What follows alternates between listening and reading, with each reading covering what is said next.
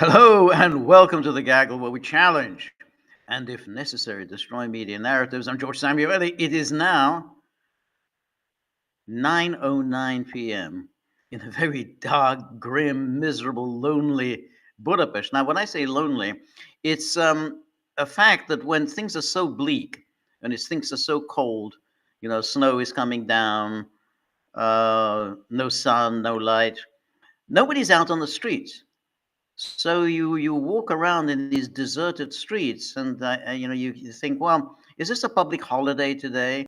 Which is a very good question because there are an awful lot of public holidays here. I always find it very difficult to keep track of all the public holidays, and then I often get an unpleasant surprise when I'm told, yeah, it's a public holiday today, and all the shops are shut. So tough luck if you don't have any food and drink at home.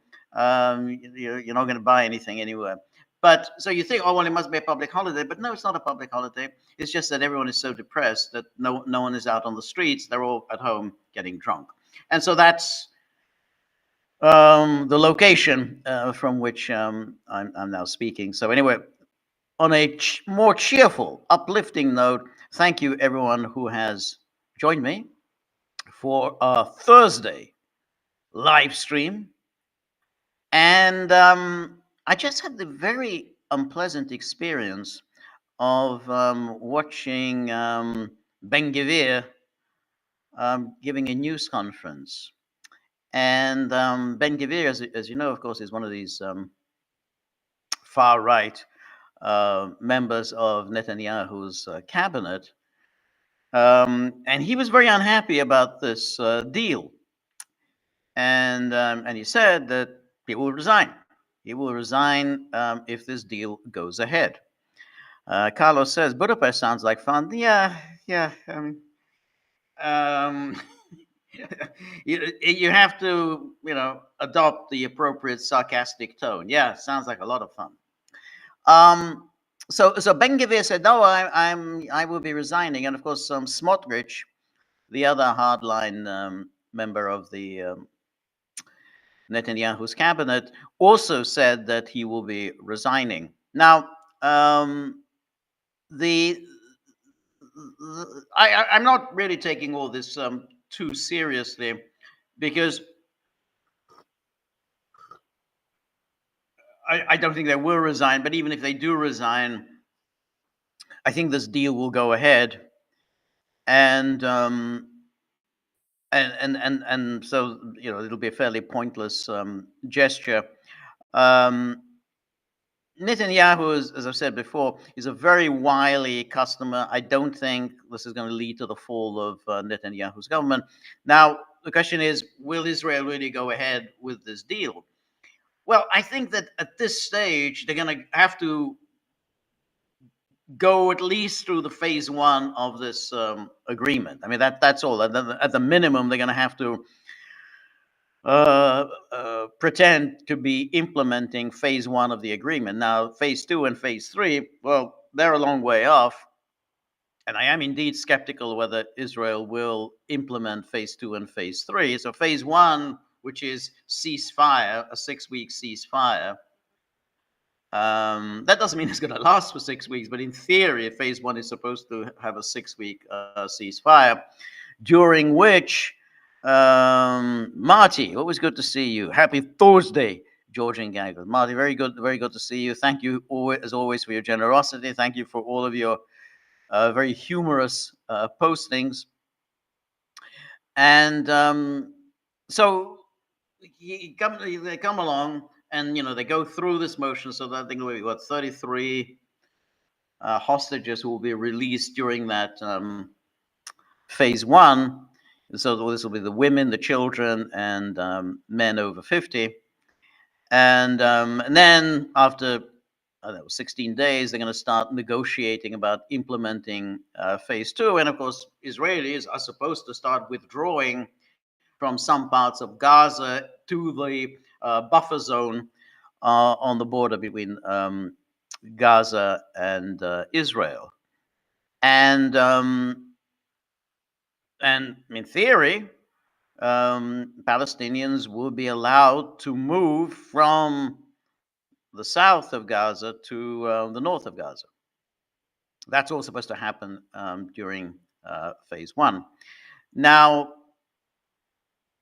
I think it's a long way from that to phase two, which would be the release of all of the hostages, at least the living hostages, and of course the release of the Palestinian prisoners, and of course uh,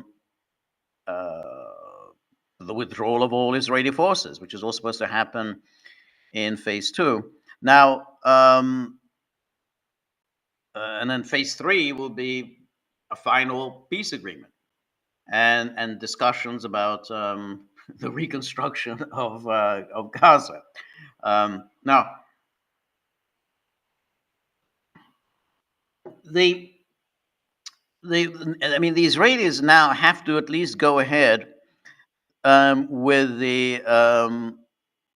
Coop says, I predict that the ceasefire will end before Trump takes the seat. Well, I think the ceasefire will end. I don't think there will be a phase two, but I think they're going to have to go along with it for a little bit beyond that. Because I think, first of all, Trump has staked his own reputation on this ceasefire. He hailed it as, I negotiated this. However, keep in mind, Trump, he's not talking about any kind of a peace deal. I mean, he's just talking about this is a hostage agreement. This is just about releasing the hostages. So he isn't talking about any kind of a lasting ceasefire, let alone a lasting peace agreement. But he will expect Israel, at the very least, to go through the motions of phase one. I don't think he can now, they're having this cabinet meeting tomorrow, a vote in the cabinet of whether to accept this deal. And so we now know Ben-Gvir, Smotrich, they say they're going to oppose it. But Netanyahu cannot come along and say, hey, look, I did my best. I presented it before the cabinet rejected it. What can I do? That isn't going to wash. And he doesn't really want to antagonize Trump at this stage. He treated Biden with contempt, with open contempt. Every time Biden made demands on him, talked about red lines and so on, Netanyahu ignored him. I don't think Netanyahu wants to go there with Trump as yet. It may happen later, but at this stage, Trump, he's going to be president noon on Monday, and he can't afford to be made to look a fool by Netanyahu. So Trump will expect Israel at least to commit to phase one of this agreement. Now, as I say, I don't think there will be a phase two or phase three.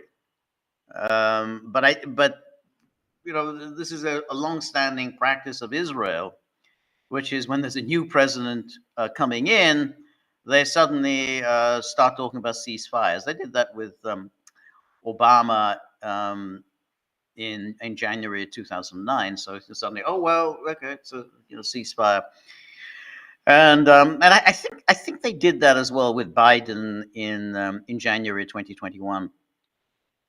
So this is standard operating procedure with Israel, but so they want to get on the good side of Trump. They don't want to antagonize him because if they don't go for this deal tomorrow, that is really going to piss Trump off. So is going to do that. Dr. Nostran says, "Is the live stream broken? Why is it? I don't know why is the live stream? I think it seems to be functioning. So I think that's right. Now the question now is, well, does Israel proclaim that it has won this war, or does Hamas proclaim that it has won the war? Now, I'm sorry, but I'm not buying the nonsense that Hamas has won anything. This is the kind of thing that's being peddled by some of the people, that we normally like and respect, but I'm just not buying it. The whole idea that because Hamas managed to survive what is it now? Is it 18 months or one? 13, 14, 15. So yeah, 15-month pounding from Israel. That doesn't mean that they won anything. They embarked on this adventure on October the 7th. They, I assume, expected their fellow Arabs to join. They didn't. The Palestinian authorities didn't join. Hezbollah joined, but in a very tepid sort of way. It was hardly an all-out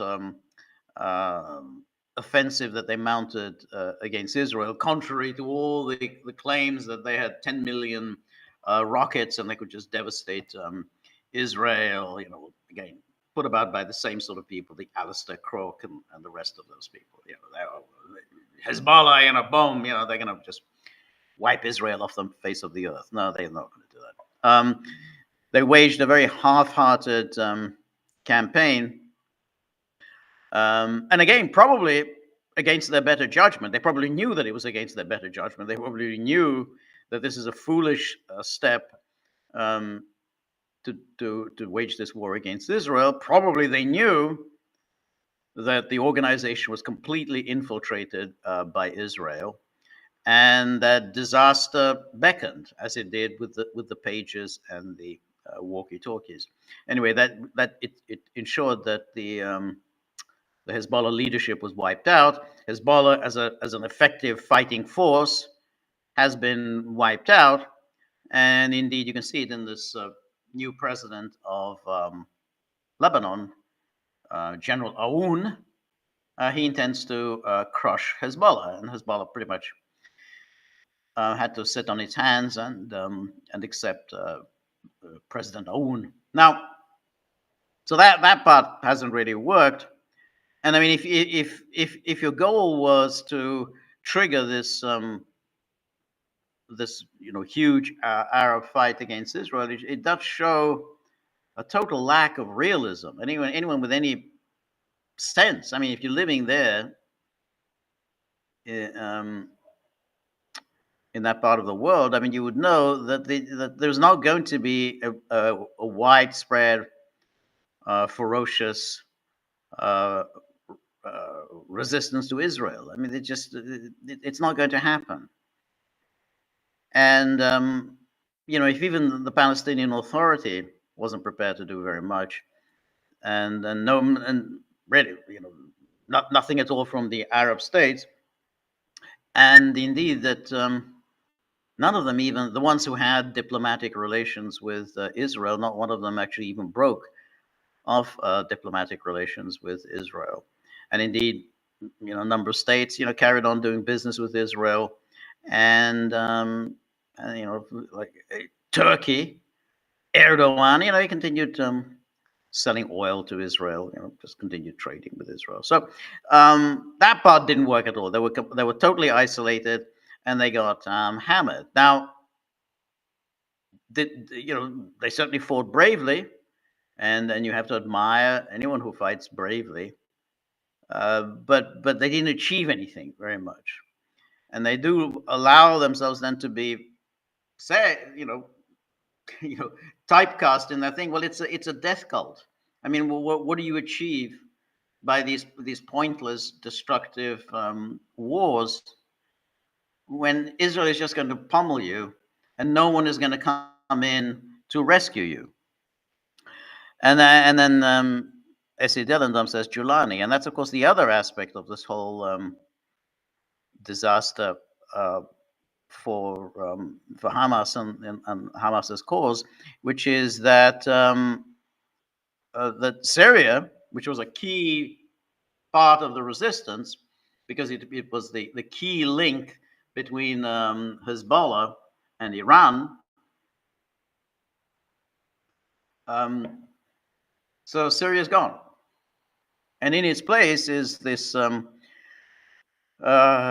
this Islamist group that seems to be quite happy to enjoy good relations with Israel. Very, very interesting. I mean, it's as very, we're Islamists, but they have very good relations with Israel. So Syria is gone. In its place is a regime that will do business and have good relations with Israel. So that's another victory for Israel. And then, of course, we have the Iran, which also has taken a hammering, and indeed Iran openly says, "Hey, we took a hammering. Losing Syria was a huge blow to us." So we have that.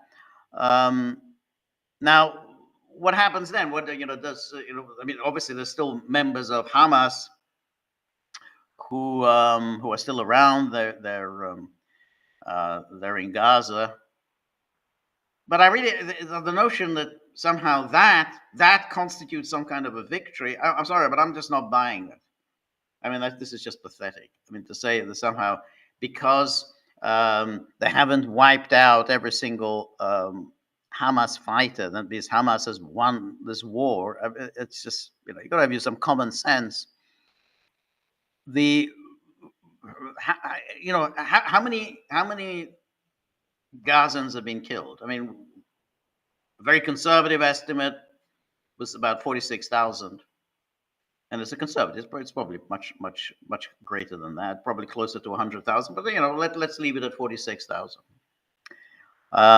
Much of Gaza is now rubble, and it's going to take a huge undertaking to clear that rubble. To start rebuilding, and and the Americans aren't going to cough up any money to rebuild Gaza. The EU, they'll probably cough up some money, but they don't have that much money. I mean, they've already given so much money to Ukraine. They don't really have any money for Gaza, and they don't really care very much about Gaza. So that's just destroyed. What casualties has Israel suffered? Very minimal. I mean, I don't know what how many Israeli soldiers. I mean, obviously they suffered casualties on October the 7th. But since then, I don't know, maybe they've lost about 1,000 at most. 1,000 Israelis have been killed. Israeli fighters have been killed. So that's 1,000. That's a 46-1 ratio in Israel's favor. Those aren't good numbers. So, as I say, Iran is out of action for some time. Iran is really licking its wounds, has to figure out what it's going to do. But its various proxy forces that he had on October the 6th, they've really taken a pounding, and the Iran itself, its air defenses are, I think, questionable. I mean, people are going to argue about this, but the fact is, Russia did not provide Iran with the most sophisticated air defense forces that it has. I mean, all the talk, again, emanating from the likes of Alistair Crook, Iran has the S-400 air defense system. No, it doesn't have the S-400. No evidence at all that Iran has the S-400 system. Russia didn't provide it to Iran. Incidentally, one also has to say, where is Russia in all of this? I mean, there's this huge turmoil in the Middle East, and Russia's just nowhere. It's kind of an amazing thing. I mean, back in Soviet times, you used to have Russia was a player. The Soviet Union was a player. Because again, if the Russians were really players on the global stage, when the October 2023 crisis took place, October the 7th crisis took place, well, what should the Russians have done? Well, hey, this was a godsend. This is the moment that they've been waiting for. Something to distract the Americans.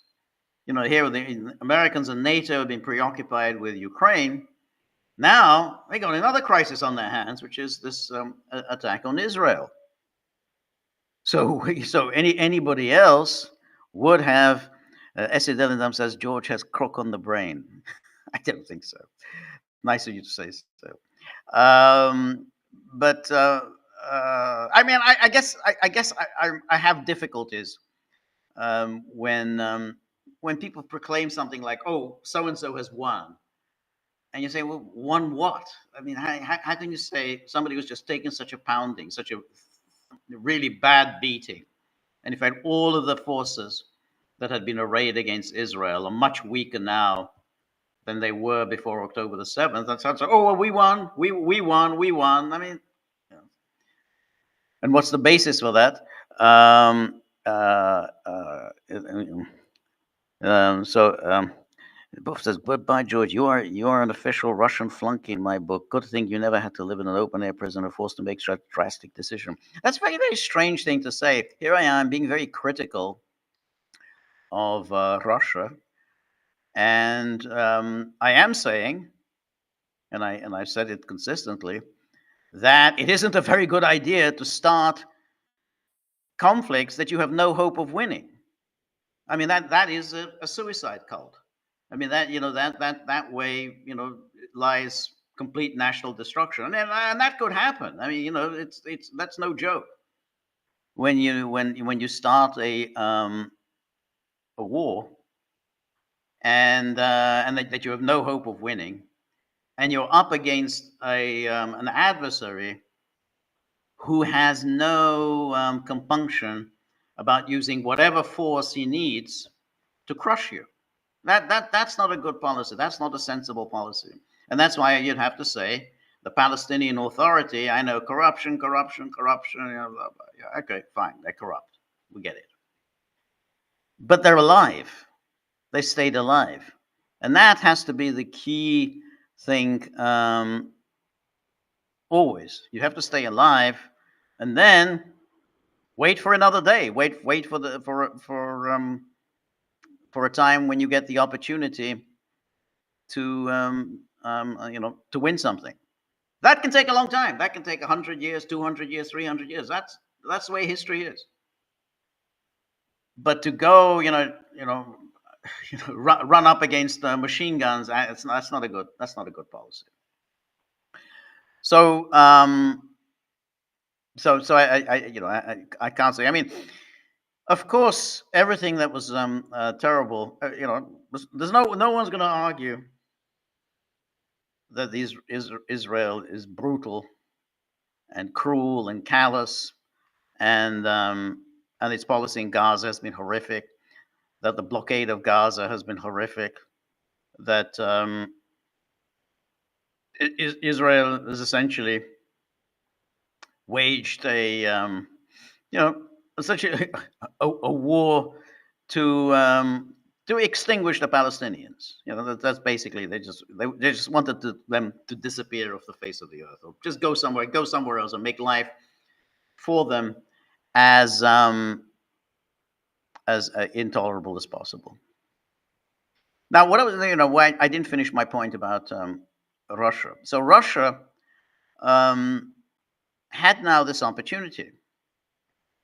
They say, well, what you want to do is to get the Americans to stop focusing on Ukraine and get them to focus on something else. And that something else would be the defense of Israel. So therefore, what the most sensible policy for Russia should have been to provide whatever assistance was needed for Iran, particularly Iran, but maybe also Hezbollah, maybe Hamas, whatever you need. Now, admittedly, that's a high risk strategy, because obviously the Americans would know right away that Russia is providing a lot of assistance to Israel's enemies, and that could provoke a serious crisis with the United States. But hey, since Russia is already supposedly in this geopolitical existential struggle with the United States, this is only adding something to the pot. But Russia then took the strange position on this war, which was that, well, we need to bring this thing to an end. That didn't seem to make any sense to me, because you want to distract your enemies as much as you can. You want to open up a second front against your enemies, just like they are opening up second fronts for you. I mean, that's what the Americans are doing. They're giving Russia headaches everywhere. They get giving them headaches in Central Asia, or rather in the Caucasus, in the conflict between Armenia and Azerbaijan. I mean, this used to be Russia's backyard, and Russia is now being pushed out. This is a concerted policy. United States, Turkey, Israel basically have pushed aside Russia from the Caucasus. And then of course you have the situation in Moldova, again another front opened up against Russia, and then Georgia itself also another front opened up against Russia. Georgia is the one case where Russia seems to have won out, but I think more or less it's because of the memory of 2008 rather than anything Russia's doing right now. So so that's what you need to do. You want to open up a second front and try to strengthen Iran as much as possible. But Russian policy really has been very lackadaisical, and the relations with Iran are deteriorating quite seriously. First of all, we've covered here on the Gaggle. Iran is obviously very unhappy about what happened in Syria, and they do blame the Russians for having done nothing for Assad. I mean, Iran obviously is blaming Assad as well, but they are blaming that Russia didn't lift a finger to prevent HTS from taking power. At the very least they could have done was to bomb them. This was a ragtag army that was on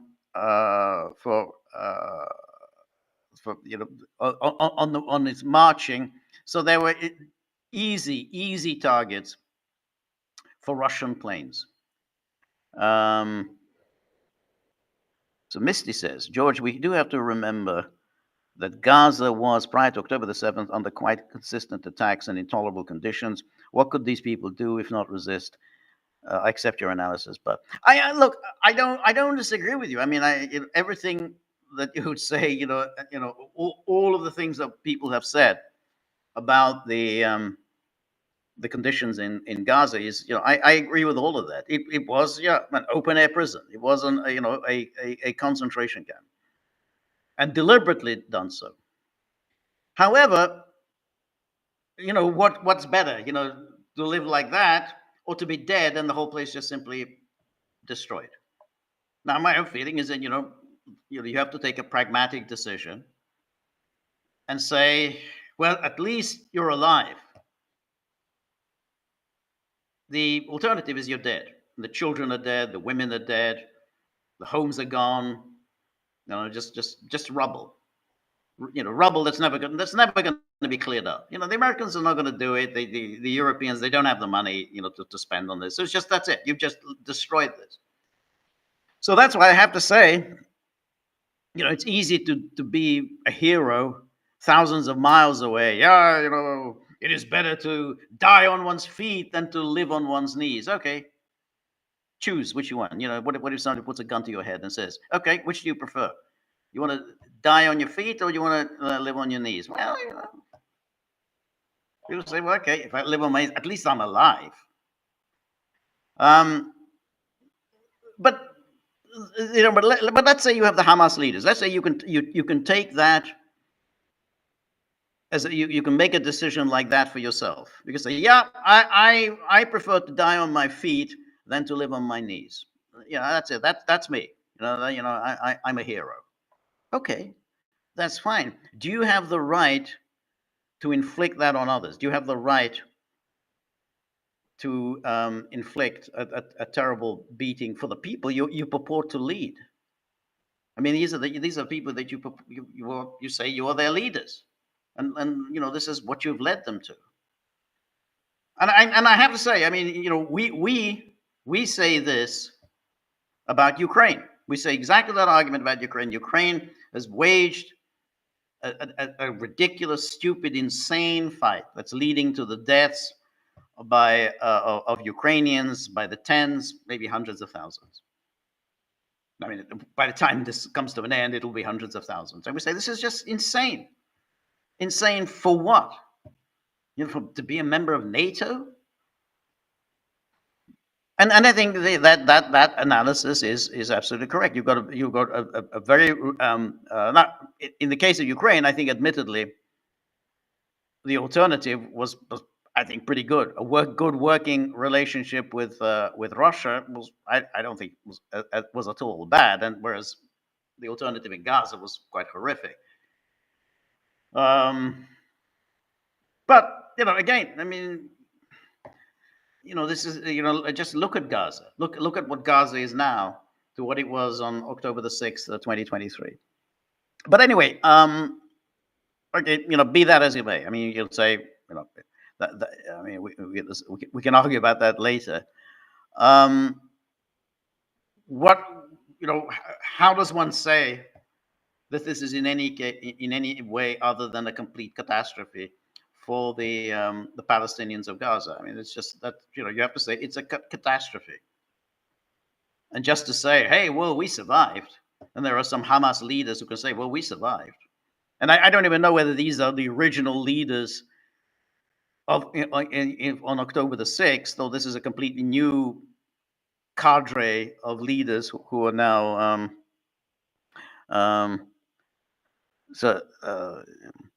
Mary Grossman says, very interesting, says, I thought the UN has an article to right of self-defense to illegal occupation, which was happening due to Israel not having borders. That's true. And yeah, I mean, I don't deny the legality. I mean, yeah, I think that's exactly right. That it's certainly resistance to a foreign occupying army is legitimate in accordance with international law. Now that's different from arguing whether it's the most prudential thing to do. And in the past, I think people have made a prudential decision, which is that national suicide is really not a very good idea, for the obvious reason that it could happen. You just simply cease to exist. That's it. You become a kind of an interesting historical episode when historians write about it. Oh yeah, there was such a thing as the Palestinian people. Yeah, they don't exist anymore. They were just simply wiped out. So that can happen, and therefore you have to think, well, is that what you want, or is it better to live and fight another day? And again, that another day could be 100 years away, 200 years away. Who knows? So that's that's my point. Now, I mean, if one looks at it now and say, let's assume that this is indeed a ceasefire and is going to lead to phase 2, phase 3, and this will be a lasting agreement, and the fighting will stop, at least for the time being. Then you're going to ask, well, what did Hamas achieve? Well, I mean, you could say, well, to some extent, they took a hammering and they're still standing. At least someone is still standing on his feet. Again, whether they're the same people who were standing on their feet on October the 6th, I don't know. They could say, well, we brought the Palestinian issue to the forefront of international debate. Okay. Do you really think anything's going to happen? Do you really think that anyone's going to push this and pursue this at the United Nations? The Palestinian issue. Who's going to do this? We got the ICC has issued indictments against Netanyahu and Gallant, the former defense minister. Okay. That's something. But the thing is that does anyone really believe that anyone's going to enforce this indictment? I mean, Netanyahu is going to go to the Auschwitz commemoration, which I think is but in a couple of weeks, a little bit less, about 10 days' time. So he's going to be at the Auschwitz. And Poland has already said, nothing to worry about, Bibi. We're not going to enforce the arrest warrant. So that's okay. That's incidentally, and let's remember this. We must say this very, very importantly. When Poland said, we will not enforce the arrest warrant against Bibi, when he comes to the Auschwitz commemoration, who will not be at the Auschwitz commemoration? Putin. Vladimir Putin will not be at the Auschwitz commemoration. Now, admittedly, Russia hasn't been invited, and it hasn't been invited now for a number of years. In other words, the Russians who liberated Auschwitz, of course, then they're not invited, and they haven't been invited for some time to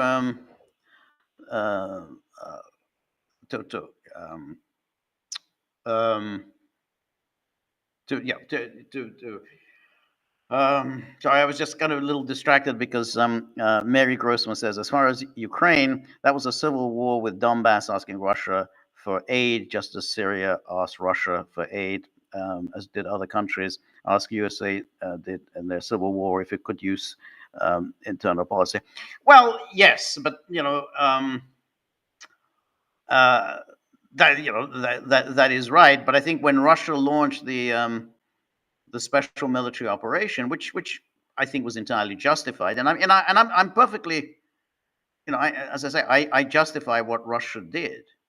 Again, people always misunderstanding. I'm justifying. I think Russia launched a legitimate war in Ukraine, which was to basically to topple the regime in Kiev, because that was the source of their problems, and Putin outlined that was the source of their problems. Now, you can also say, contrarily, that, well, that's probably not how the Ukrainians see it. I mean, you'd have to say, well, that's not how they would see it. If you're in Kiev and you have Russian forces in your country, you can either say, which I think what they should have said, we need to accommodate ourselves to the Russians because they've got a legitimate grievance, which I think that's the reasonable thing to do.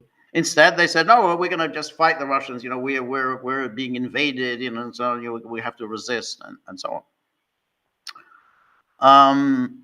I think that was a very, very bad decision. But the point is, whatever the rights and wrongs of what happened in February 2022, the argument that has been made by the realists, by the Mearsheimers and everyone else, is that this is insane for Ukraine to do what it's doing, because Ukraine cannot win this war. Ukraine is just simply sacrificing tens of thousands of its own men. So then they say, yeah, that is not a sensible thing to do. Leave aside all of the arguments about the conflict between Ukraine and Russia, which goes beyond the Donbass and so on, but it goes to the question of Ukraine being integrated within NATO, because it's not really about the Donbass, because Russia had an opportunity to take the Donbass in 2014. It didn't, so you can't really bring up the Donbass as if it's about that. If it were about the Donbass, then Russia could have taken the Donbass in 2014 when the Donbass held a referendum and asked to be admitted into the Russian Federation, and Russia said no. So it's not really about that. But in terms of the fight from February 22 on, then it's absolutely right to say that what Ukraine's doing is just reckless destruction of its own men. Now, that's the argument. Well, so again, going back to the question, well, what has Hamas achieved? Yeah, I hadn't finished the point about Auschwitz. So Poland, it doesn't invite Russia to the commemoration of Auschwitz, which is that, and this is a big commemoration because this is the 80-year anniversary of the liberation of Auschwitz.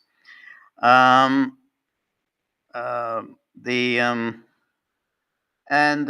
Russia would not. But if Putin were to show up, they said, I gotta go, I gotta be there, he would have been arrested.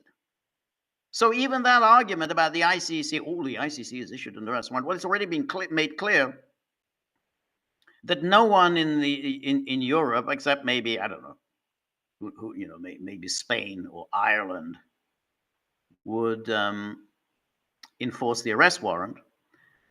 But Poland will not enforce it, and neither will Germany, neither will the UK, neither will France. So when Bibi is there at Auschwitz, no one's going to enforce it. Now, again, these are the same people who, and it's bad enough that they didn't invite the Russians to this Auschwitz commemoration, but they would have no hesitation in enforcing the arrest warrant against Putin. So therefore, the ICC arrest warrant is meaningless. You'd have to then say it's meaningless. It doesn't mean anything. If you're not going to enforce it, then it doesn't mean anything. You're only going to enforce it against your would-be adversaries, namely Putin. So much for that.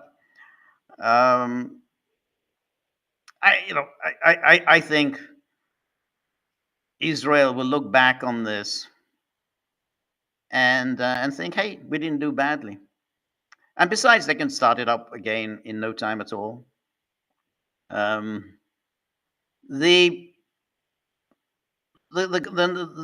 another argument that is being presented, which is that there is a deal. There was some sort of a backroom deal between Trump and Netanyahu. How did Trump persuade Netanyahu to agree to this? Why was it that Biden was not able to get Netanyahu to sign on, but Trump did? So this is what's now being said. There was obviously a secret promise made by Trump to Netanyahu that we will look favorably upon your annexing the West Bank. That was the deal. So hold off for now. Bring this thing to an end. Give us this win. Trump will say, "Oh yeah, we won." But then once I'm installed as president, you can go and annex the West Bank. And then he just say, "Well, thanks very much." I'm not buying it, I'm afraid. Not because I think Trump is a particularly moral person. I just don't see the annexation of the West Bank as being in any way advantageous to Trump. First of all, it might have been advantageous to him during his first term, when he was, he was obviously looking for re-election. He's not looking for re-election now. But then, he needed all he needed a lot of Zionist money for his re-election campaign. So it would have made sense for him then to have supported Netanyahu's plan to annex the West Bank. I remember Netanyahu wanted to annex the West Bank during Trump's first term, and Trump said no. So now he's going to come back to do it, and then you say, well, why would Trump say yes? Now it's true that there are figures within the administration who would favor it. Yes, Mike Huckabee would be in favor. Yeah, maybe Pete Hegseth will be in favor. That's possible. I don't think Marco Rubio would be in favor. I mean, he talked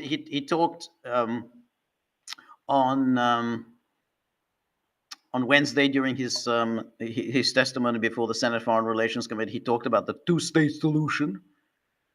If you're talking about the two-state solution, then you obviously aren't envisaging annexation of the West Bank.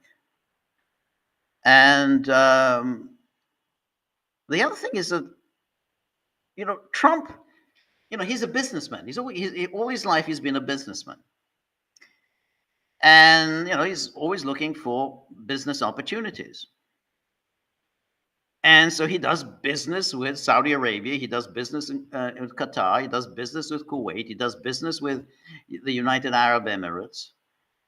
And they will look extremely askance at an Israeli attempt to annex the West Bank. Now, people say, well, so what? What does Israel care? Well, Israel, pushes the envelope only when it knows that there's not going to be any pushback in Washington. Israel's quite cautious about that. They can't afford to infuriate Washington. Annexation of the West Bank would infuriate the Trump administration. Mike Huckabee is, he may be sympathetic, but he's just the ambassador to Israel. He doesn't set policy. He's going to be doing diplomacy, which means that his job is to implement policy as dictated by Washington. That's the job of an ambassador. It's not to set policy. So, but it was even clear from that message that he sent out about celebrating this hostage agreement, as he calls it, that he brought up the Abraham Accords. Now, of course, the Abraham Accords were, I think, a big nothing, because the countries that signed on to the Abraham Accords were not really in any serious way at war with Israel. They, Morocco or the UAE, Sudan, they're not really at war with Israel. But if he can get Saudi Arabia to sign on, in other words, Saudi Arabia recognizes the state of Israel, and that would be a big deal, a really very big deal, if Saudi Arabia were to recognize Israel. And it would be a big deal for Israel. Then the minimum condition for that, and I'm sure that's what Trump wants to do. Even Biden wanted to do it, but he was just so feckless and useless that he couldn't pursue it. But to have that, the condition of getting Saudi Arabia to recognize Israel is that Israel at least makes some gesture towards some sort of a settlement with the Palestinians, which means no annexation of the West Bank. If you annex the West Bank, not only is there no Saudi recognition, it's not even clear whether the Saudis can survive the turmoil that would be provoked by something like that. I don't think Trump wants to go there. I think Trump wants to have good relations with Saudi Arabia. I think he wants to have good relations with the Gulf states. That's where his business interests lie. So I don't think Trump is going to sign off on any BB plan to annex the West Bank. So I'm just not buying it. Now, could he have promised something like that to Netanyahu? Well, maybe, but Netanyahu is not a fool, and he would know that Trump isn't really sincere. Again, Trump had said no the during his first term, he said no. Why would he say yes this time around? So I don't think there is that there was this kind of a deal. I think again, what this is about. Trump wants this thing brought to some kind of a conclusion, and then he wants to think about his business interests in the Gulf, his business interests in the Arab world. I don't think he wants bad relations with them. Now these fanatics, the Zionists, who all the Ben Shapiro's, yeah, they're a different case. But Trump is not one of them. You can say all the Ben Shapiro and all the rest of this neocon Zionist faction in the U.S. Yeah, they say, well, the hell, what do we care about the Arab countries? That's not who Trump is. So that's why I just don't think that's. I don't think there was such a deal made. And Carlos says David Lynch just passed away. Yeah, I know he did. And he says, did you like any of his films? Well, I'm thinking about, when I heard the news that maybe we should do a Gaggle, Monday night at the movies, a poll for which David Lynch film we should watch. But I know that that the poll would be won by Blue Velvet, which is probably his best film. Did I like any of his films? It's one of those things. I can't say I liked his films. They're always compelling watching. So you watch them, and there's all sorts of interesting scenes and interesting scenery, and a lot of very vivid images, vivid acting. But none of his films really ever made a whole lot of sense. Again, they've done very well, but trying to make sense of what's going on that was always beyond me. But that's not the Coop says Oliver Stone movies. That's not a bad idea. Yeah, I think we should have Oliver Stone movies. Yeah, a selection of the which Oliver Stone movie. I mean, there were some movies that he wrote the script for, but he didn't direct. I'm not, like Scarface, which I don't think was a good film, but. And S.A. Dellendam says Lynch is compelling but lacking sufficient substance. Yeah, I think so. You put it very well. I mean, I think that's. I was saying that in a more long-winded way, but yeah, you put it very succinctly.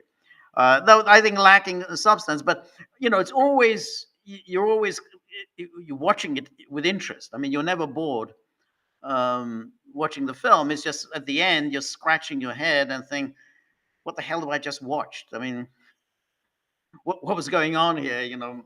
Who was this guy? What was that guy? Why did this guy just suddenly disappear halfway through the movie? And someone who was the guy who suddenly appeared 2/3 of the way through the movie, and he seemed to be the main figure in the film. I mean, you're left with these questions. I mean, at the very least, I mean, that's why I think his best. Richard Phillips says, if Cynthia can make sense of that, then I will be impressed. We're going to have to ask Cynthia to make sense of David Lynch. Provide us with the kind of notes for all of the films, so to explain to us, dumber folk. Hey, I'm sorry, I just I'm not used to films like this. Films without an obvious plot. Can you explain what's going on? So we could do that.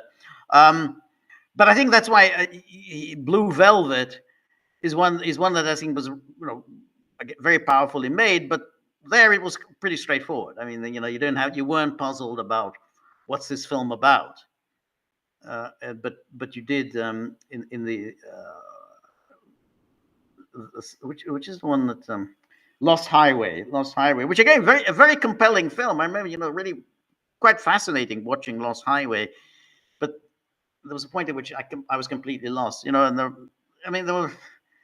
There were times I watched a film and I thought, yeah, I think I can make sense of this, but I'm not sure I was right. Sort of, I provided an explanation of what we just seen, but I don't know if I was correct in my interpretation. Like Mulholland Drive, which again, I thought that I understood it, but I may be wrong.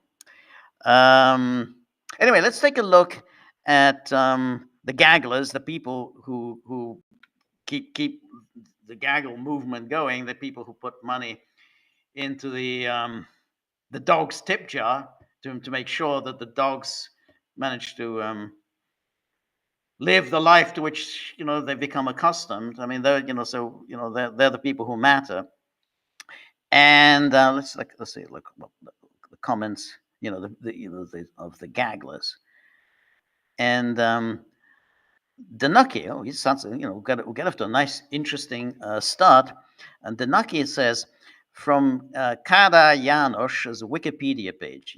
Kadar was the longtime communist leader of Hungary. Really, he the Soviets installed him in power in the aftermath of the suppressed 1956 uprising. And he was there really right to the very end, right, I think, up until 1989. So he ruled it. He ruled it for Hungary for more than 30 years. And though he was despised, obviously, in following what happened in 56, and he was seen as a traitor to the country, and he was a traitor to Imre Nagy. You remember Imre Nagy and Kadar were the joint leaders of the 56 government, and so, but he was seen as the man who betrayed Nagy, and essentially executed Nagy. So, but he proved to be a very shrewd, clever leader who managed to extract nice concessions for Hungary. I mean, so the Hungarians lived not badly under Kadar. And so they're under the sort of so-called goulash communism. But anyway, let's what is Danuki saying? So he even tolerated samizdat publications to a far greater extent than his counterparts. Yeah, there were indeed critiques of communism published under Kadar. There was this guy George Conrad who wrote The Worker. So you could do things like that. You could under him, you could criticize that somehow communism was failing in some ways. That there was still poverty. Workers weren't living in a worker state, but workers weren't exactly doing well. So anyway, as Kadar once said, what kind of regime is it that doesn't have even a tiny little opposition just for show? But there's also the fact that they can't go beyond a certain limit. And if they try, they'll pay for it. Hungarians had much more freedom than their Eastern Bloc counterparts to go about their daily lives. That I think is absolutely correct.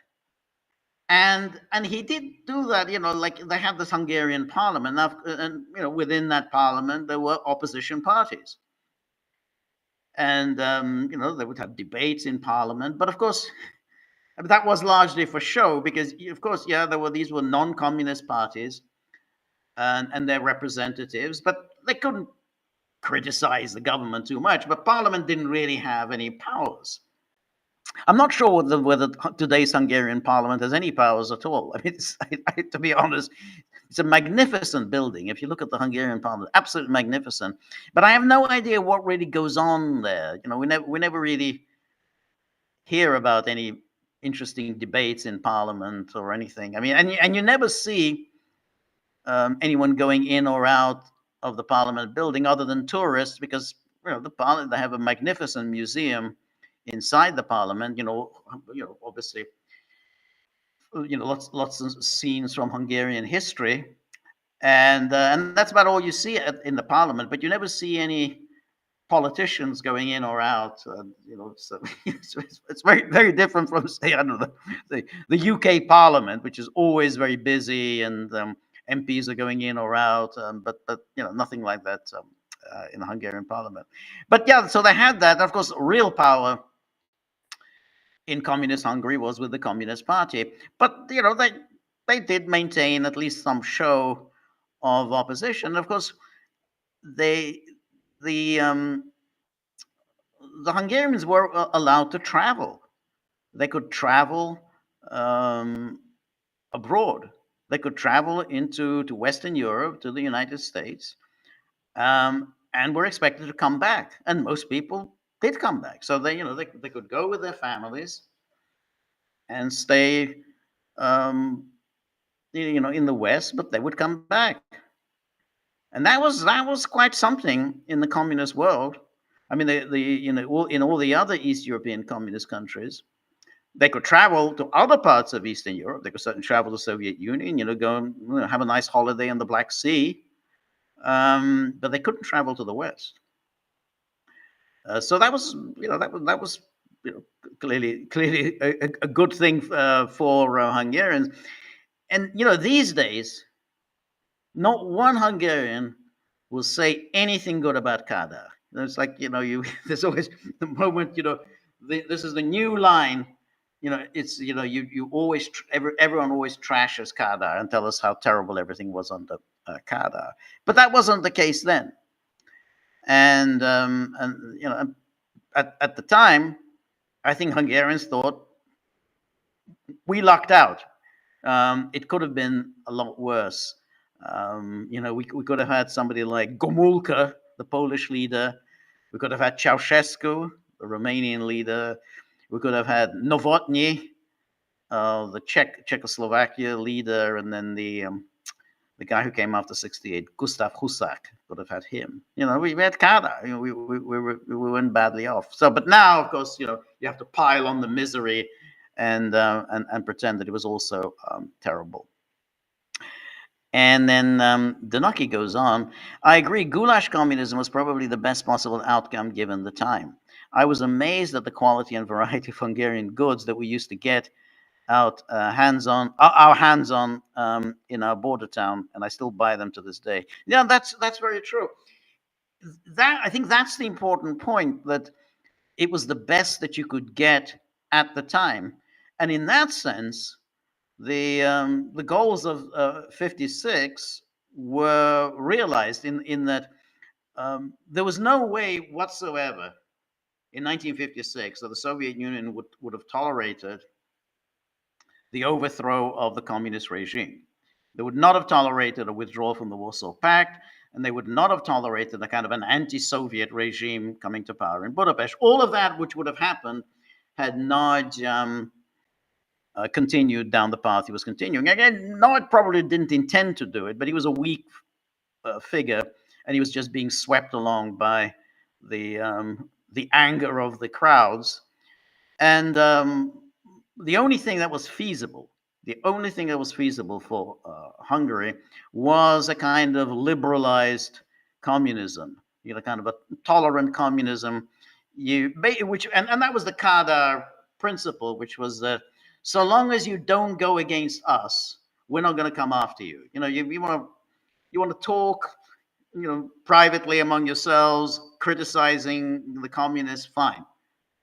But if you go public with your criticism, then we're going to come after you. In other words, I mean, as long as you are not actively opposed to us, we're not going to do anything to you. That was the deal they had with Kadar, and I think that was, you'd have to say, that was it's a kind of an outcome, a surprising outcome, but after 56, when initially there was a crackdown on everybody who took part in 56, but then after that there was a liberalization within a few years. Those who were not executed, but those who were just in prison, the leaders of 56, they were all released. By 1959, they were released from prison. They could go back to their lives. And interestingly, Kadar allowed back into Hungary some of the figures from the Rákosi era. They could come back. They fled to the Soviet Union, but then they came back, and they came back because they knew nothing would happen to them. I mean, obviously they had no part to play in the Kadar regime, but they live their lives out. Some of them were kind of, as communists. They knew they were very good with languages. They traveled around the world in the Communist International before World War II, so they knew they were fluent linguists, and so they could work as translators, and have a nice gig at some think tank. Again, and they knew that nothing would happen to them. Even however much they were hated, like Gero, who took over in '56 from Rákosi. Gero came back from the Soviet Union and just lived as a translator. So again, that was part of the kind of tolerant attitude that Kadar fostered. Anyway, Summer Petra says the goulash was also pretty good on the goulash communism.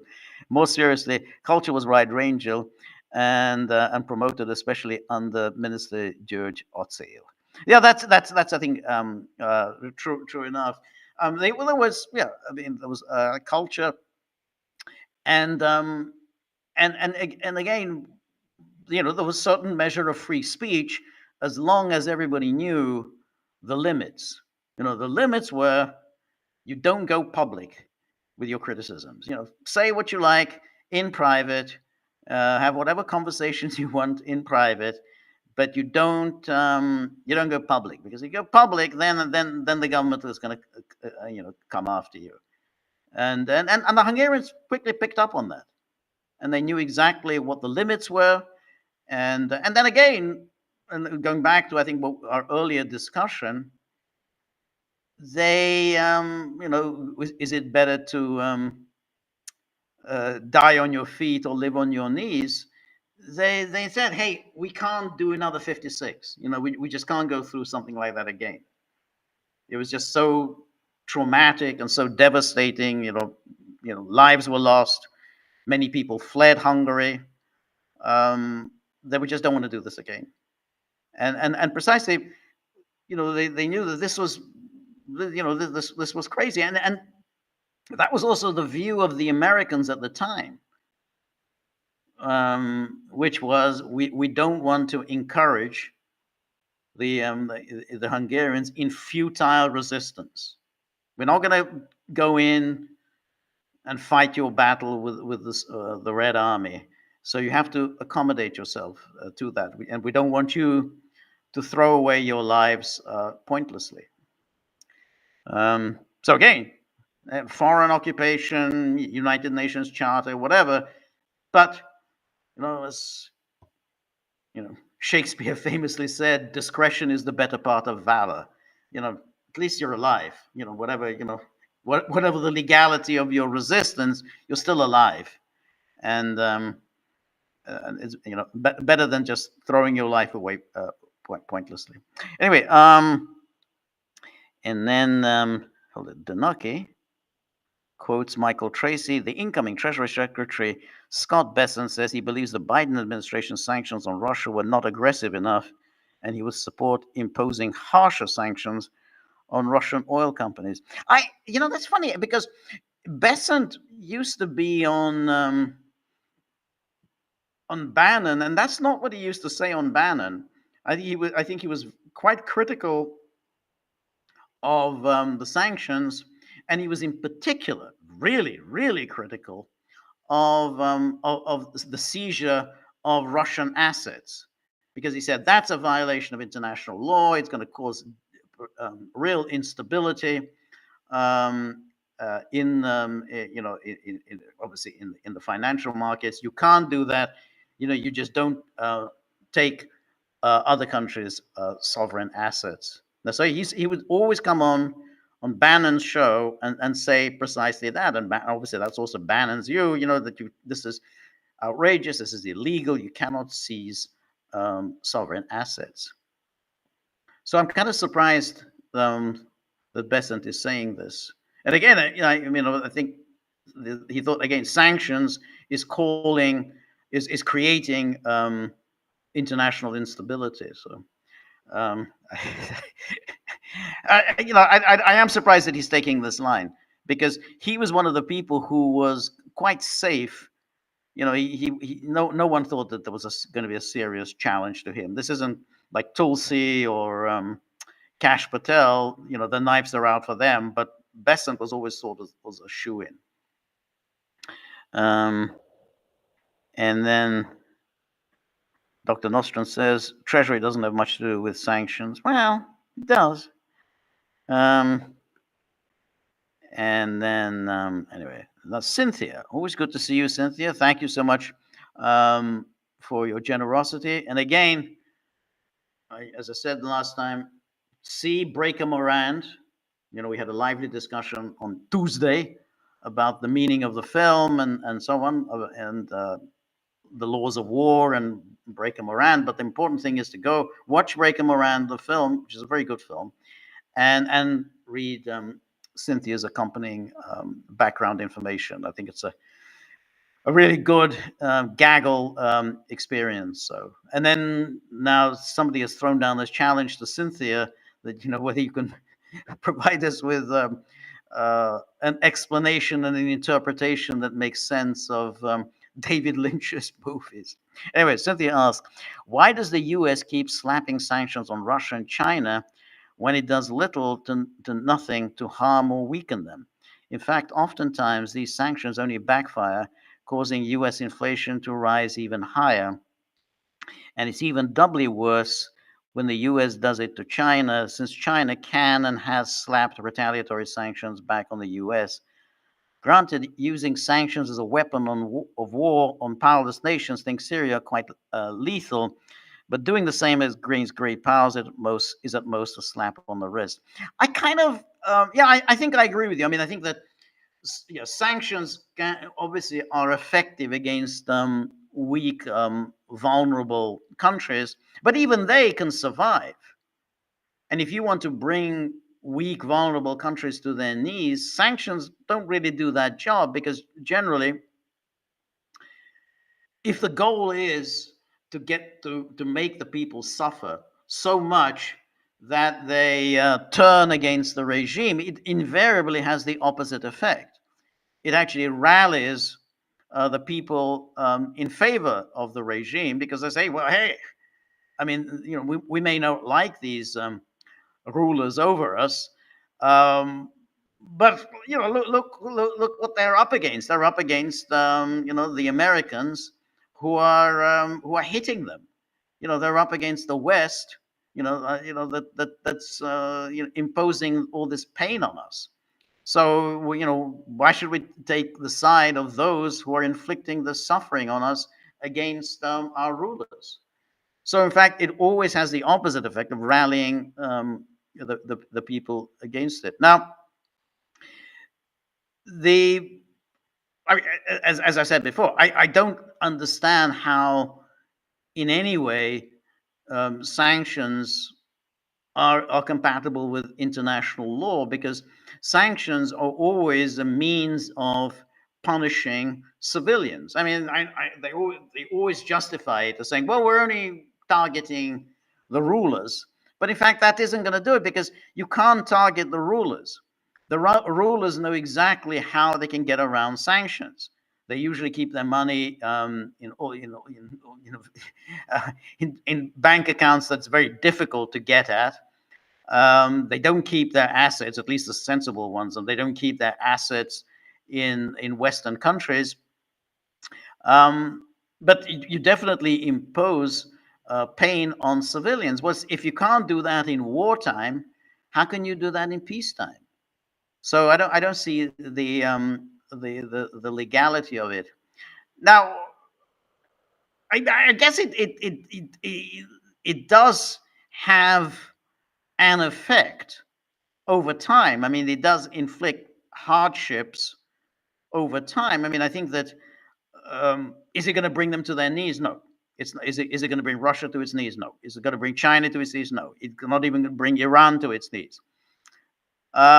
But it does impose hardships. I mean, I think there's no question about that. I mean, if, for instance, you can't do business using dollars, then you have to figure out other ways of selling your product, because essentially you have to make sure that you get paid in something other than dollars, because anytime you're paid in dollars, the Americans can just seize it.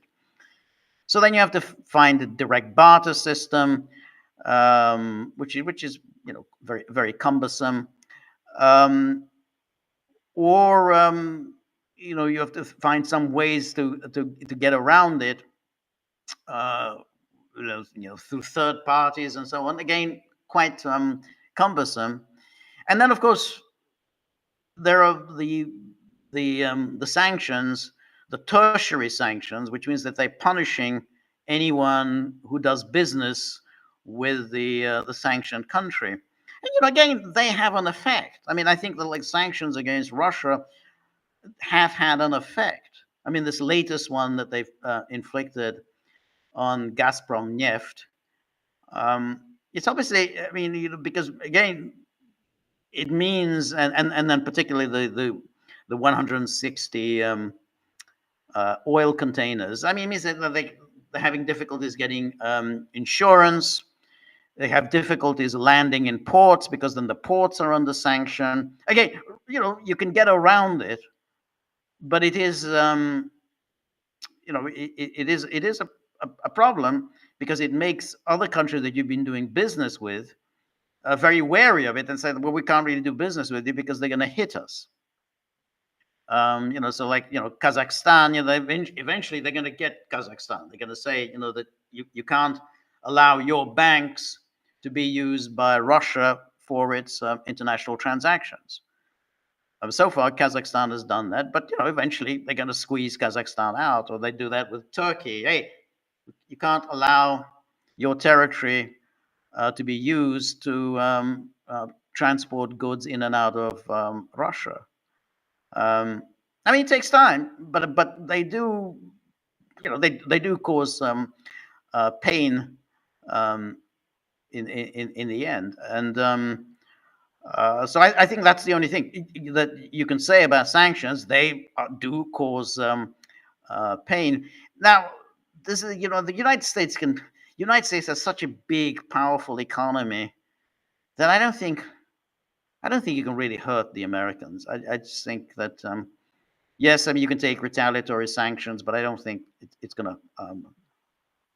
The Americans will feel it, but it has caused rifts between Russia and China, and so I think that. But I was talking earlier, which I guess I got distracted, and I didn't fully elaborate, which was the question of Russia and Iran, and that there is a deterioration of relations there.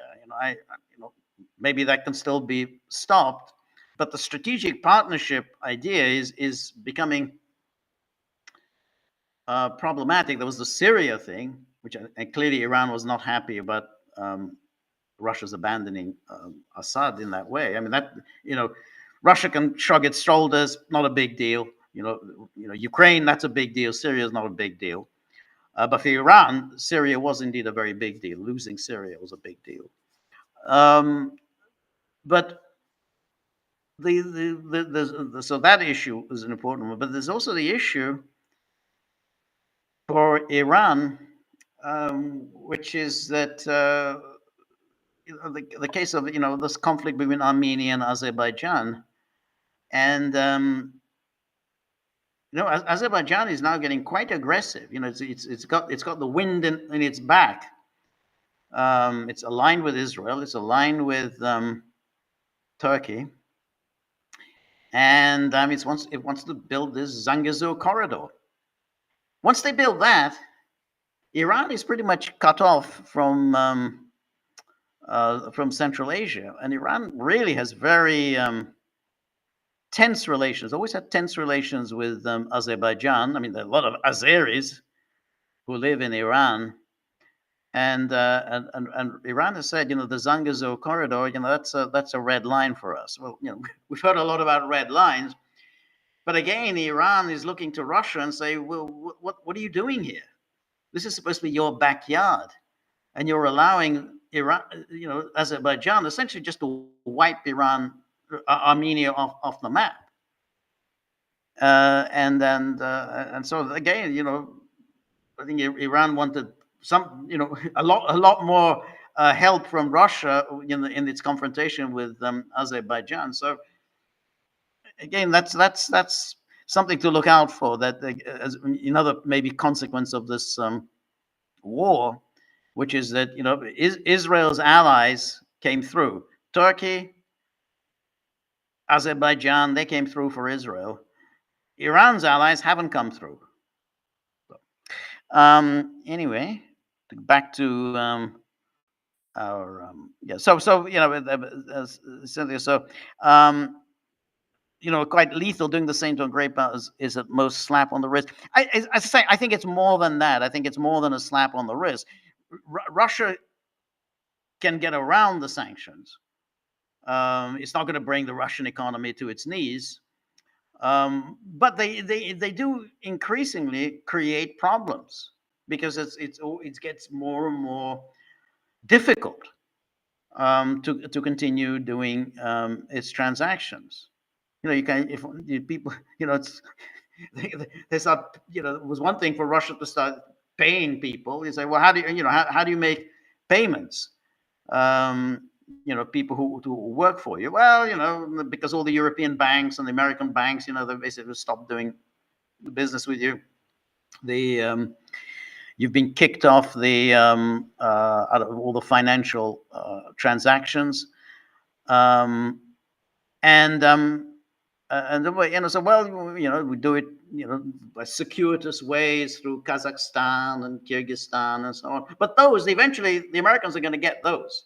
So all of the different routes for trade, going through Central Asia or the Far East, all of those routes, eventually the Americans can squeeze you out.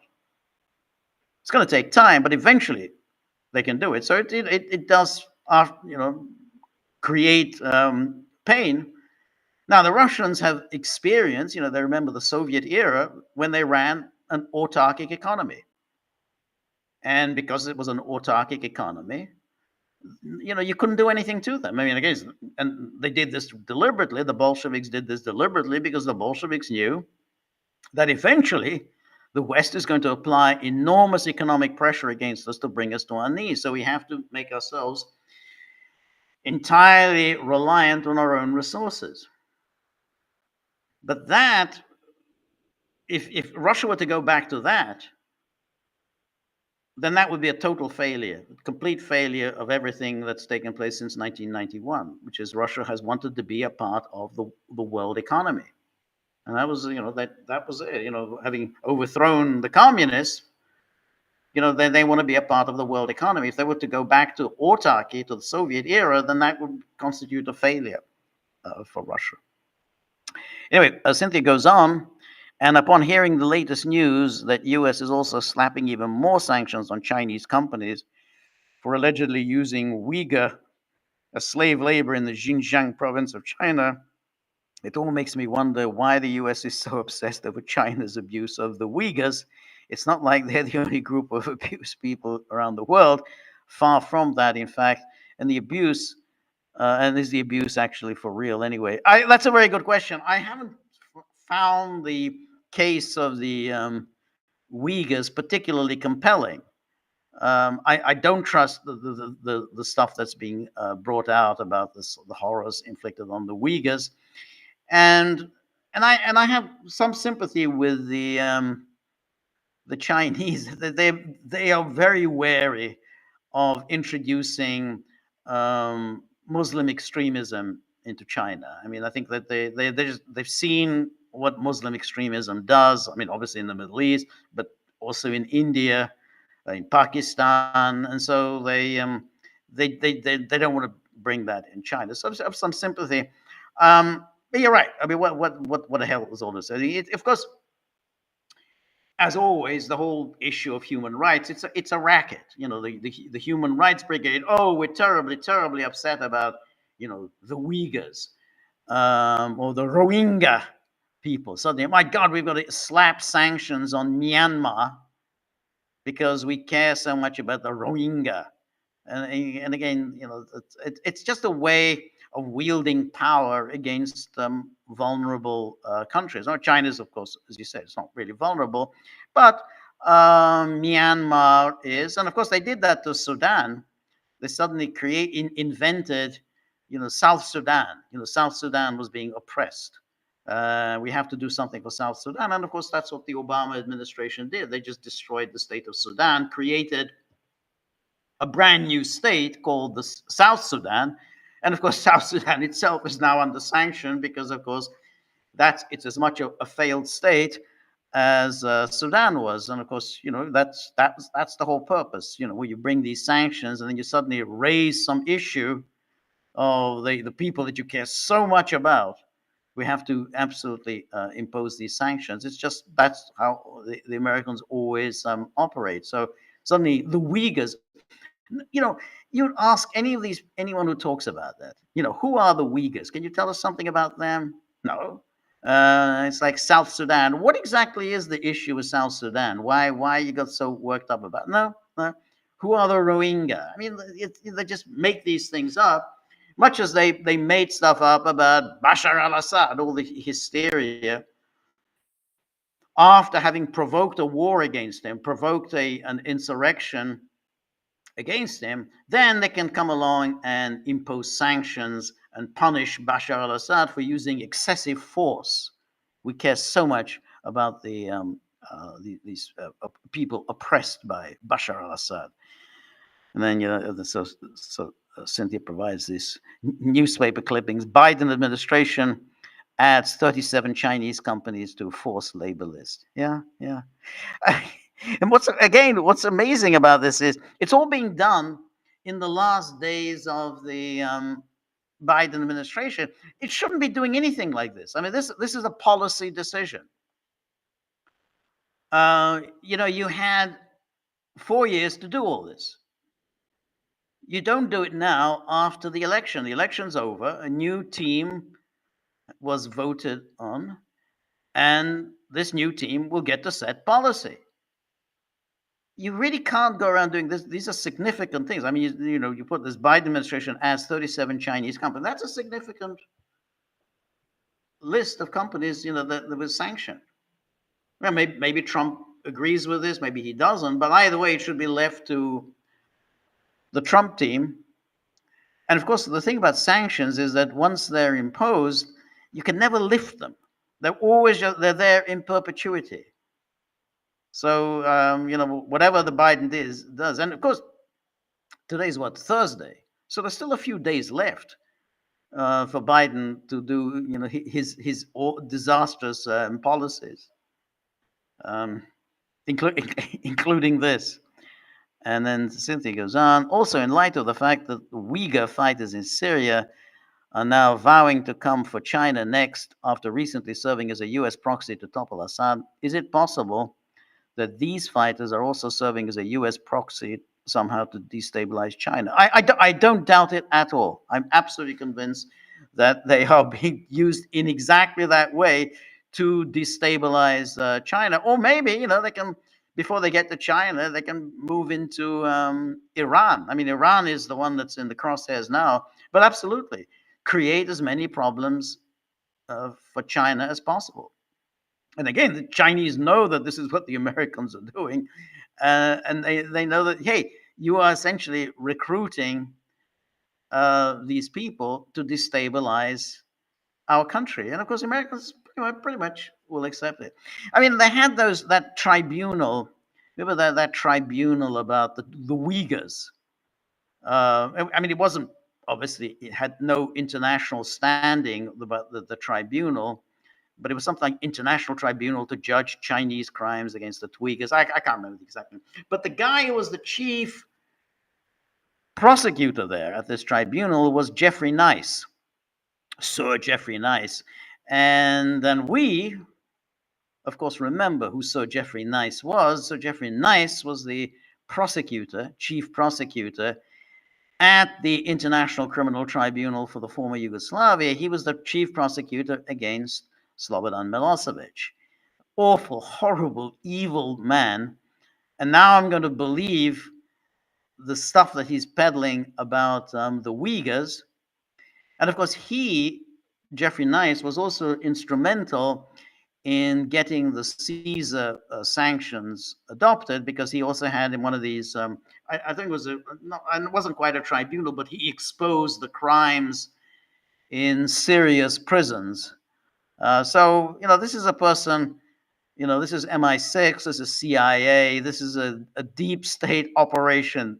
Sir Jeffrey Nice, Milosevic, Bashar al-Assad, and then the Uyghurs. And then Robert, always good to see you, Robert. Thank you so much for your generosity. And Robert says, it would be interesting to study the history of nation states and sanctions. The British Empire used sanctions against its colonies to enforce monopolies like the East India Company.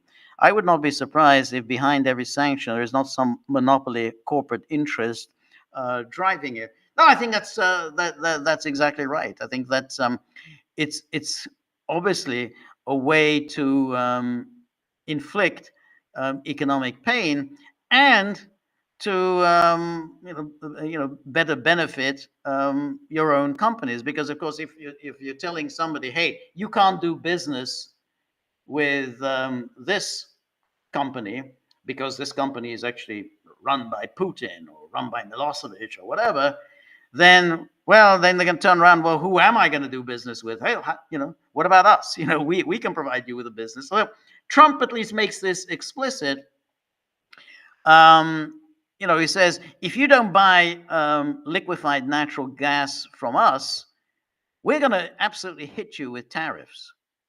I mean, in other words, he's pretty much telling the Europeans, you better stop all of your business dealings with Russia, getting your gas from Russia, or else, and buy the gas from us. He's not saying, oh, well, okay, well, fine, we'll go and get our liquefied natural gas from Kuwait or Qatar.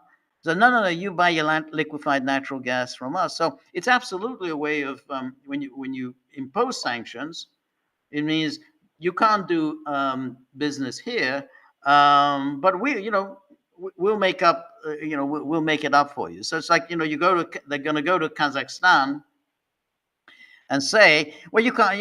Yeah, I know you've been making money through basically doing financing trade. Russia getting around sanctions, and so they're doing it through the Kazakhstan banks. And says, well, okay, you've made money on this, but you try to do this, continue to do this, and we're going to cut you off from everything, cut you off from all international transactions. You want to do that, or we can integrate you into our system, and then you can make even more money than you're making with Russia. So that absolutely, that's what you use sanctions as a means of extortion. So yeah. Anyway, thank you, Robert. And then Mary Grossman says, I just heard that October the 7th was the start of the takeover of Syria, and now we have the peace talks between Israel and Palestine. On Danny Haiphong with guest Brian Berletich makes sense for me due to the timing. No, I think so, and I think it's very interesting.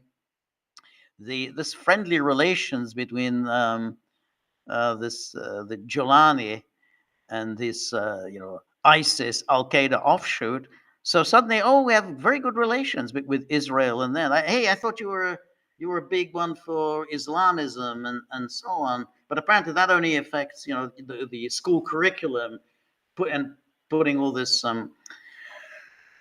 wrapping women up in burqas. That's all you care about, but you don't care about the Palestinians. You don't care about what Israel has done to the Middle East indigenous population. That you don't care about. But let's wrap women up in burqas. That's really important. So yeah, I always thought these Islamists were frauds, complete phonies, which is why, of course, the United States, the British Empire, Israel have always promoted the Islamists rather than the secular leaders. And then Robert says, there is that famous apocryphal quote of Hermann Goering about the ease of getting your country into war. All you have to do is tell them they're getting attacked and denounce the pacifists for lack of patriotism and exposing the country to danger. It's such a power which all political authority wields over its subjects. Yeah, no, that's exactly right. And of course, in that apocryphal quote, he's saying that it's the ordinary people. They're the ones who are going to get clobbered and killed. Because they buy into the nonsense that the leaders are telling them.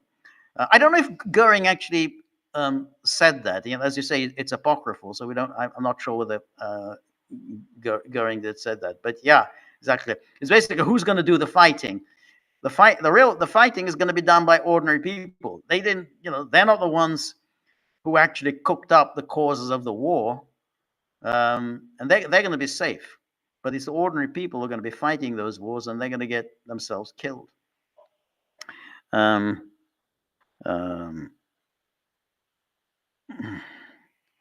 So let's.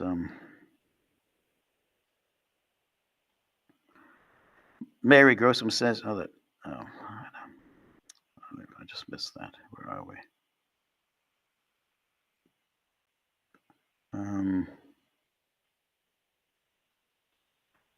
It says labeling people as inferior is going on in Palestine as well as in Russia. Martianov, being Russian, says he's considered inferior.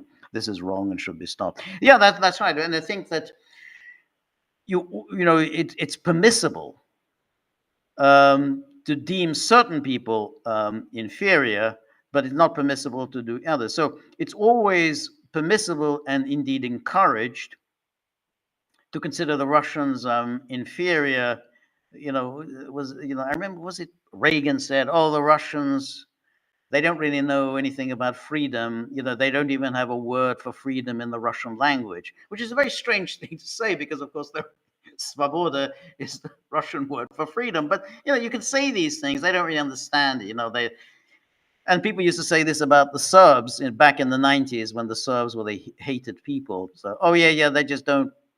They don't really understand freedom or civilization or liberty or liberalism. It's not in their DNA. So yeah, that's right. Let's see. Robert says again that Lynch was style over substance. Yeah, I absolutely. That's but there are people. I'm not one of them. There are people who like style over substance. It's like they respond to films that are just visually pleasing, and they don't really think, hey, but I want to know what the film is trying to say. I want to know what the story is or whatever. But people just, hey, it just looks nice. Anne-Marie, thank you very much. Very good to see you. Thank you so much, Anne-Marie. You should, let us know about, what's going on in Switzerland. You're a correspondent there, and so we're always very curious. I'm sure, not very good things are going on, but we'd love to know more. Anyway, thank you so much, Anne-Marie. Carlos says, is Trump set on looking scary, or why did he choose that inauguration portrait? I think he does want to look scary. I think he's cultivating that whole thing of the madman. The people are scared of him, and it's, to a certain extent, it's working for him. I think there is at least a wariness about Trump around the world. They said, well, we don't really know. I mean, Biden just came across as so ineffectual and useless that nobody was really afraid of him. He basically, he would tell, we talked about this earlier. He'd tell Netanyahu, don't do this, it's a red line. And Netanyahu said, yeah, I think I'm going to do it. And then, of course, nothing happened. And so Trump now seems to be different. at least initially. And I think Trump likes the idea that, this is the madman theory, that people are so scared of what he might do that no one wants to take any chances. Well, we'll see whether that can last. I think sooner or later, people are going to test that, the madman theory, and then you either do nothing or you act like a madman, and then all hell breaks loose. And so, but for a time being, he can, he's cultivating this this ferocious persona. So yes, now Marty has then it says he's put this. Well, this is from Bertrand Russell. Has man a future? Let's take a look. What does Bertrand Russell say? Has man a future? I'm trying to click on. Not that I think that highly of Bertrand Russell. What I like, it's something that the English were very good at. They were very glib in their writing, very facile, and really the insights were very superficial. But it reads very pleasantly. And Russell was a master of this. He would just churn out book after book, every few months, about women, about families, about states, and so on. I mean, it was always very shallow, but he wrote in a very agreeable style.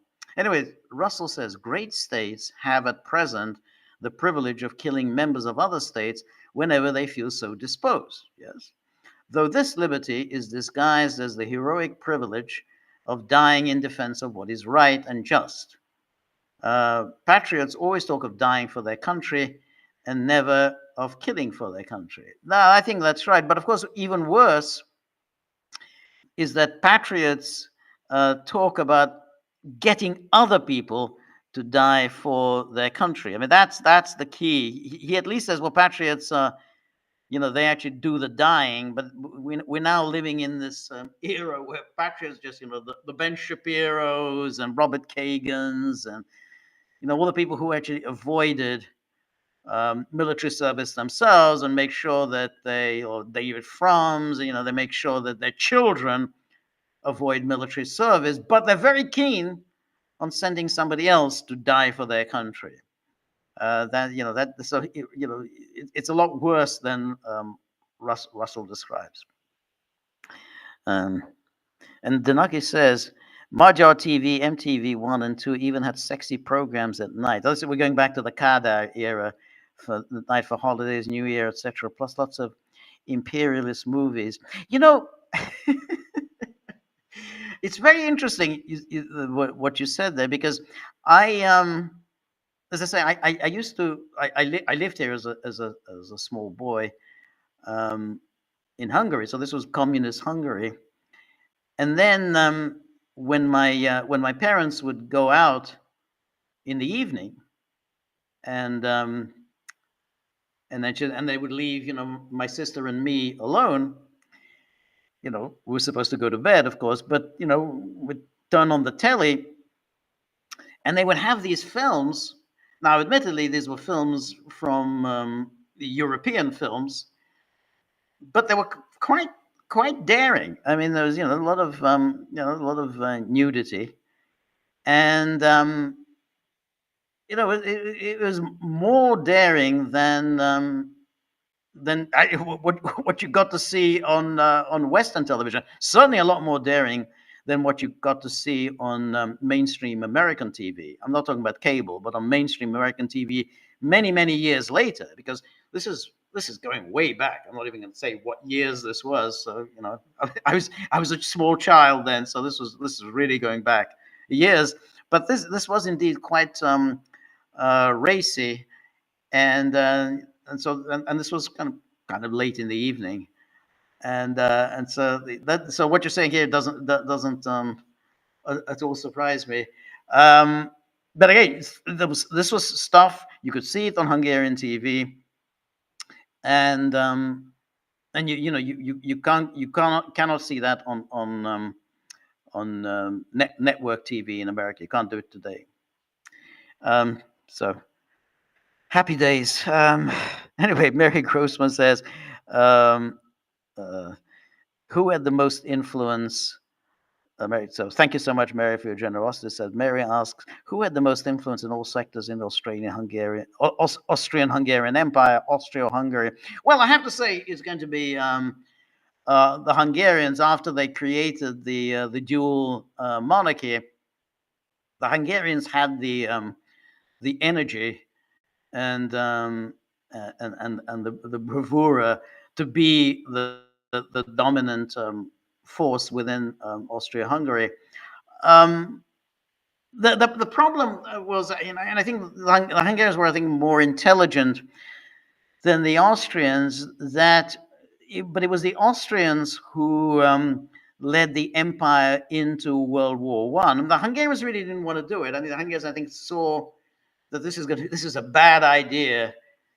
This attempt to go to war with Serbia, crush Serbia as a way of, I suppose, reinforce the dominance of Austrian Hungary in the Balkans. That was an Austrian plan, done in collusion with the Germans. But Hungary really thought this is a bad idea, as I think any sensible person would have thought, because you're taking a lot of risks without any obviously good outcomes arising out of it. Of course, it had no good outcomes because it did indeed provoke a war with Russia, which the Austrians and the Germans were convinced wouldn't happen. So that's, you make this miscalculation that Russia won't go to war for Serbia. They miscalculated. But the Hungarians, I think, said this is not a good idea. But what happens then is that the the Hungarians were dragged into that war and suffered enormously through that war. And of course, the consequence of the war, losing 2/3 of their country. But however influential the Hungarians, I think, were in all sorts of ways, culturally, politically, intellectually, within the Austro-Hungarian Empire, that the decisive decision that led to the destruction of the Austrian-Hungarian Empire, that was done by the Austrians, that really disastrous foreign policy. Anyway, the Danaki talks about Eraserhead. I have to say, I haven't seen Eraserhead. I mean, I have to admit, I didn't see it. I've seen a lot of other Lynch movies, but I haven't seen Eraserhead. Mary Gerson says, they say Trump's tariffs to come are actual taxes to American citizens, so USA can sanction itself. I'm not sure about that. I think sanctions are, a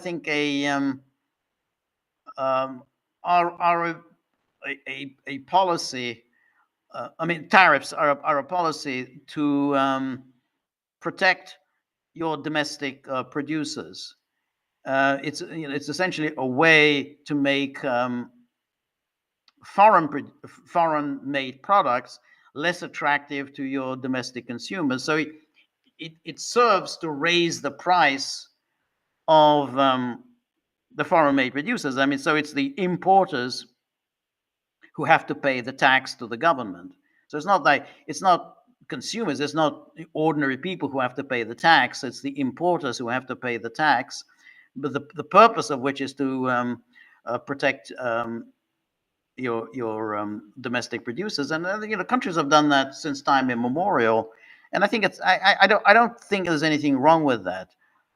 So it makes some things more expensive, but at the same time, to the extent that they can keep domestic producers in business, it should add to the country's prosperity. So I don't have a problem with tariffs. I do have a problem with sanctions, because I think sanctions against other countries, I think, are illegal under international law. Whereas I think tariffs, just protecting your own producers, I think that's perfectly reasonable. I think, and kind of what governments should do. They should make sure that their citizens and their producers are kept in business.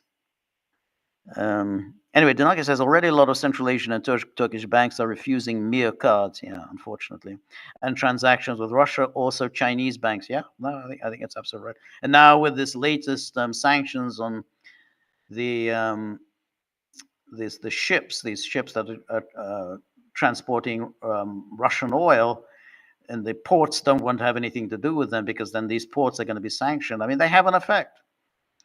As for autarky, that would work were it not for the overwhelming oligarchic interest, so that ain't look like it's happening anytime soon. Well, I mean, you can do it. It's a last resort to introduce an autarkic system.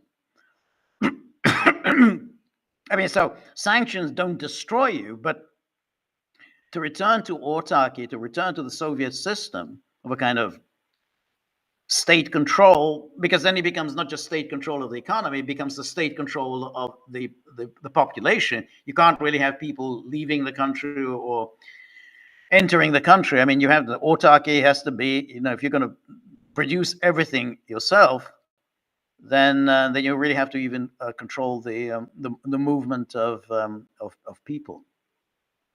And then Cynthia says this is about the apropos of Robert's point about the nation states and sanctions.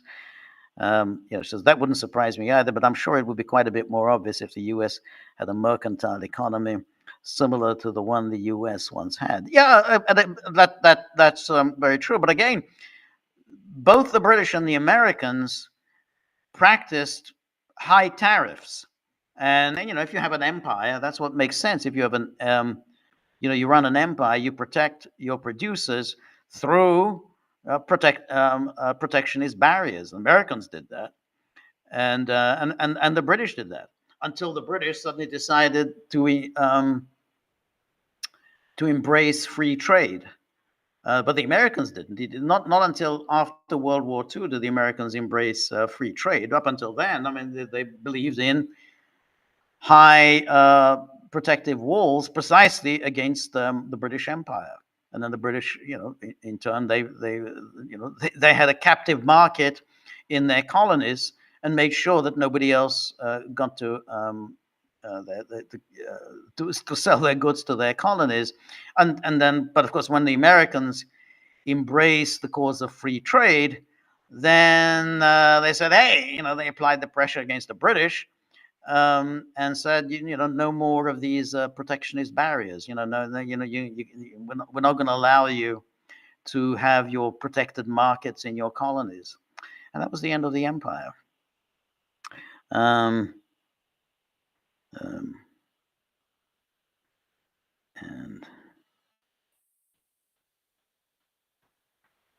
the mayor says, don't the importers pass on the tariffs cost onto the consumers? Yeah, the tariff costs will be, yes, it's passed on for those particular products. I mean, that's the general idea behind it. In other words, that the imported goods will be unattractive to consumers. So, but that's again, those are it's a tax on imported goods, but it's not a tax on everybody else. It's just a tax on the imported goods because you want to protect your domestic industries. So you make sure that German cars are more expensive than they otherwise would be if you put a tax on it. But that's that's the way countries do business all the time. You want to make sure that you have a viable auto industry, so you don't want to be wiped out by other countries' businesses. So yeah, I mean the costs are passed on, but it's only those specific products, just in order to avoid the the competition. And of course, a lot of competition is unfair competition. I mean, you got countries that do use slave labor to produce their goods, and therefore they're artificially cheap. Or they stole intellectual property and so on. And so they're artificially cheap, and therefore you think, hey, this is unfair competition for our producers. So I don't have a problem with tariffs. I do have a problem with sanctions. Um, uh, and anyway, I think my time is up. And so thank you very much, everybody who joined me. Thank you for all the very interesting, intriguing, challenging questions. Really, really appreciate them. Really, really stimulating. Tomorrow, Friday, I have to go talk to the dogs, explain to them, about the tip jar. Tell them once again, I have failed you. I mean, what can I do? I'm not on a sufficiently high standard for them. Then they give me a look. It's not a good look. Anyway, thank you so much, everybody, for all your contributions. Thank you above all for putting something into the tip jar. So we got the weekend. We're going to have some podcasts over the weekend, and then next Monday, which is Inauguration Day, January the 20th, we're going to do a live stream with Peter, and then on Tuesday, I'm going to do my solo again. So look forward to seeing you then. Look forward to, again, this, very interesting discussion, all your questions. Until then, goodbye, good night, see you soon, all the best, bye-bye.